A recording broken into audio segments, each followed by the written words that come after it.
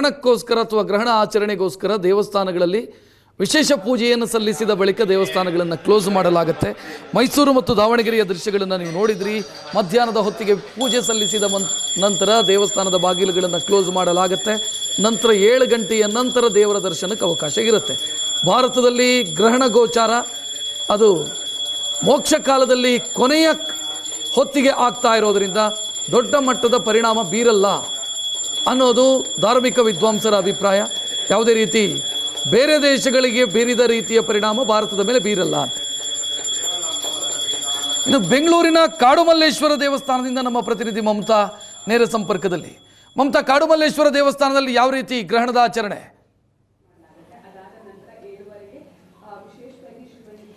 ರಕ್ಷತ್, ಎಂದಿನಂತೆ ಇವತ್ತು ಬೆಳಗ್ಗೆಯಿಂದಲೂ ಕೂಡ ಪೂಜೆ ನಡೀತಾ ಇದೆ. ಆದರೆ ಇವತ್ತು ಹುಣ್ಣಿಮೆ ದಿನ ಆಗಿರುವ ಹಿನ್ನೆಲೆಯಲ್ಲಿ ಬೆಳಗ್ಗೆಯಿಂದಲೂ ಕೂಡ ಯಥಾ ಪ್ರಕಾರ ಪೂಜೆ ನಡೀತಾ ಇರುವಂಥದ್ದು. ಇನ್ನು 9 ಗಂಟೆಗೆ ಸರಿಯಾಗಿ ರುದ್ರಾಭಿಷೇಕ ನಡೆಯುತ್ತೆ. ರುದ್ರಾಭಿಷೇಕದ ನಂತರ 12 ಗಂಟೆಗೆ ಮಹಾಮಂಗಲಾರತಿ ಆದ ಬಳಿಕ 12ವರೆಗೆ ದೇವಸ್ಥಾನವನ್ನು ಕ್ಲೋಸ್ ಮಾಡಲಾಗುತ್ತೆ. ಅದಾದ ಬಳಿಕ ಮಧ್ಯಾಹ್ನದವರೆಗೂ ಕೂಡ ಅಂದರೆ ದೇವಸ್ಥಾನವನ್ನು ಅಂದರೆ 3 ಗಂಟೆಗೆ ಗ್ರಹಣ ಗೋಚರವಾಗುವಂಥದ್ದು. ಅಂದರೆ 6:22ರಿಂದ ಅಂದರೆ 3:22ರಿಂದ ಗ್ರಹಣ ಶುರುವಾಗುವಂಥದ್ದು. 6:22ರಿಂದ 6:47ವರೆಗೂ ಕೂಡ ಗ್ರಹಣ ಗೋಚರವಾಗುವಂತಹ ಸಮಯದಲ್ಲೂ ಕೂಡ ದೇವಸ್ಥಾನವನ್ನು ಬಂದ್ ಮಾಡಲಾಗುತ್ತೆ. ಹಾಗಾಗಿ ಏನು 12ವರೆವರೆಗೂ ಮಾತ್ರ ಏನು ಭಕ್ತರಿಗೆ ದರ್ಶನಕ್ಕೆ ಅವಕಾಶ ಸಿಗುತ್ತೆ. ಅದಾದ ಬಳಿಕ ಯಾರಿಗೂ ಕೂಡ ದರ್ಶನಕ್ಕೆ ಅವಕಾಶ ಇರೋದಿಲ್ಲ.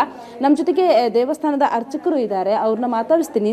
ಶರತ್ ದೀಕ್ಷಿತ್ ಅವರಿದ್ದಾರೆ. ಸರ್, ಇವತ್ತು ದೇವಸ್ಥಾನದಲ್ಲಿ ಏನೇನು ಪೂಜೆ ಇರುತ್ತೆ ಮತ್ತು ಎಷ್ಟು ಗಂಟೆಗೆ ದೇವಸ್ಥಾನವನ್ನು ಕ್ಲೋಸ್ ಮಾಡಲಾಗುತ್ತೆ, ಯಾವಾಗ ಮತ್ತೆ ಸಂಜೆ ಎಷ್ಟು ಗಂಟೆಗೆ ಓಪನ್ ಆಗುತ್ತೆ? 9ವರೆಗೆ ರುದ್ರಾಭಿಷೇಕ ಶುರು ಆಗುತ್ತೆ. 9 ಗಂಟೆಗೆ ಸಂಕಲ್ಪ ಆಗಿ 9ವರೆಗೆ ಪಂಚಾಮೃತ ಸಹಿತ ರುದ್ರಾಭಿಷೇಕ ಆಗಿ 11 ಗಂಟೆಗೆ ಮಹಾಮಂಗಳಾರತಿ ಇರುತ್ತೆ.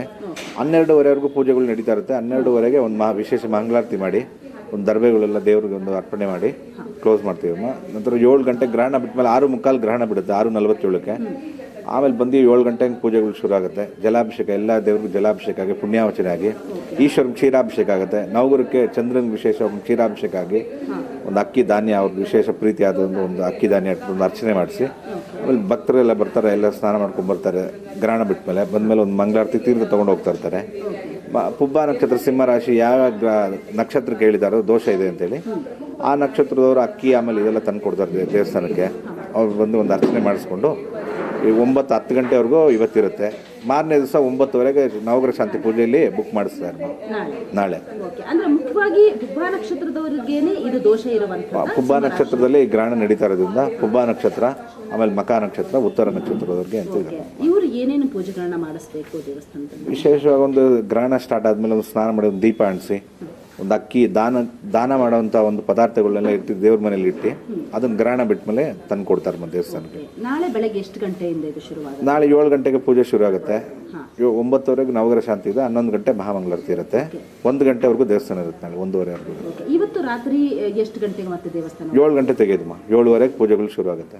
ಆ ಸಂದರ್ಭದಲ್ಲಿ ದೇವರನ್ನ ದರ್ಬೆಯಿಂದ ಕೂಡ ಬಂದ್ ಮಾಡಲಾಗುತ್ತೆ ಅಂತ ಹೇಳಿದ್ರಿ. ಹೌದಮ್ಮ. ಯಾಕೆ ಇದು ಇವಾಗಿಂದಲ್ಲಮ್ಮ ತಲತರಾಂತರದಿಂದ ನಡ್ಕೊಂಬರ್ತಾ ಇರೋಂಥದ್ದು. ಅವ್ನು ಗ್ರಹಣ ಟೈಮಲ್ಲಿ ಬಾಗಿಲು ತೆಗೆಯಲ್ಲ, ಅದು ಅಷ್ಟೊಂದು ಪವಿತ್ರತೆ ಇಲ್ಲ ಅಂತ ಹೇಳ್ತಾರೆ. ಅದಕ್ಕೋಸ್ಕರ ಪವಿತ್ರತೆ ಕಾಪಾಡೋಕ್ಕೋಸ್ಕರ ಒಂದು ದರ್ಬೆಯನ್ನು ಇಡ್ತಾರಮ್ಮ. ಅದಾದ ಬಳಿಕ ಶುಚಿತ್ವ. ಹೌದು ಪುಣ್ಯಾವಚನೆ ಆಗುತ್ತೆ. ಪುಣ್ಯಾವಚನೆ ಆಗಿ ಕ್ಷೀರಾಭಿಷೇಕ, ಪಂಚಾಮೃತ ಅಭಿಷೇಕಗಳೆಲ್ಲ ಆಗುತ್ತೆ ಗ್ರಹಣ ಬಿಟ್ಟ ಮೇಲೆ. ನಾಳೆ ಮಧ್ಯಾಹ್ನ 1 ಗಂಟೆವರೆಗೂ ಕೂಡ 1:30ವರೆಗೂ ಇರುತ್ತಮ್ಮ. ಹೌದು. ಓಕೆ ರಕ್ಷಿತ, ಇವತ್ತು ಏನು ರಾತ್ರಿ 7 ಗಂಟೆಯಿಂದ ಮತ್ತೆ ದೇವರ ದರ್ಶನಕ್ಕೆ ಅವಕಾಶ ಇರುವಂಥದ್ದು.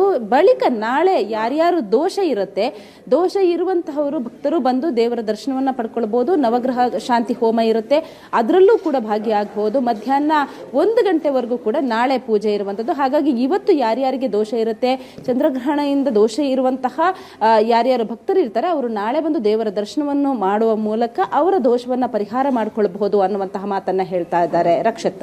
S, thank you Mamata. ಇನ್ನು